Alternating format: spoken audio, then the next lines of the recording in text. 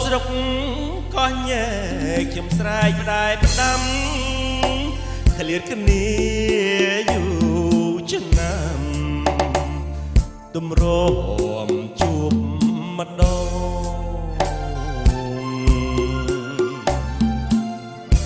ឃើញមុខកាលណាអូនពោលផ្ដំផ្ដងអូនសូមថាបបងក្នុងនាមភរិយា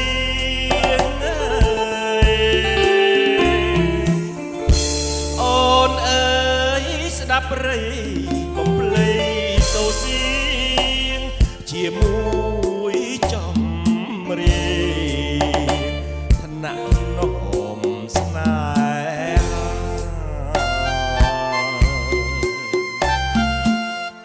អូនមើលទឹកហូរក្រាក្រោបថ្មតាដូចបងនិនទ្រាអង្គអាលសក់ស្រី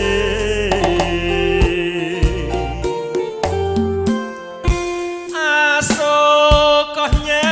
កពូជ្រែកបេះដូងមកចងលឺទ្រូងចា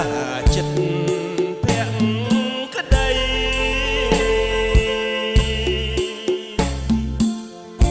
អូនជានារីស្មោះចំពួកប្តីបែកគ្នាឆ្នាំ3អូននៅចាំបងកោះអើយកោះញែកថ្ងៃស្អែកបងលីដាច់យកទាំងផ្កាកោះញែកទៅផងលាអ្នកមានគុណលាអូនលាបងទៅលេងក្រុងម្ដងតាមប្តីសំឡាញ់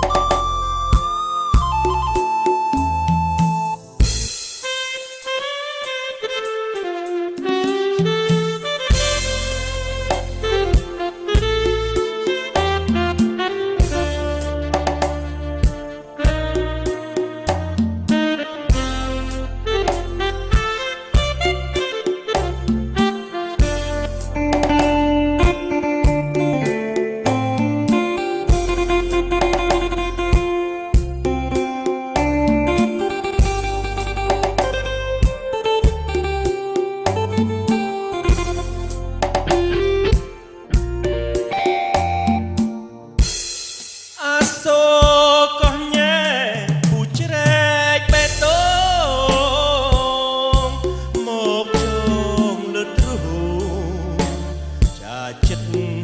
ភក្តី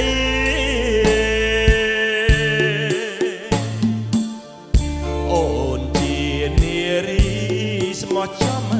ពួកប្តីបែកគ្នាឆ្នាំ3អូននៅចាំបងកោះអើយកោះញែថ្ងៃស្អែកបងលីផ្ដាច់យកទាំងផ្កាកោះញែកទៅផង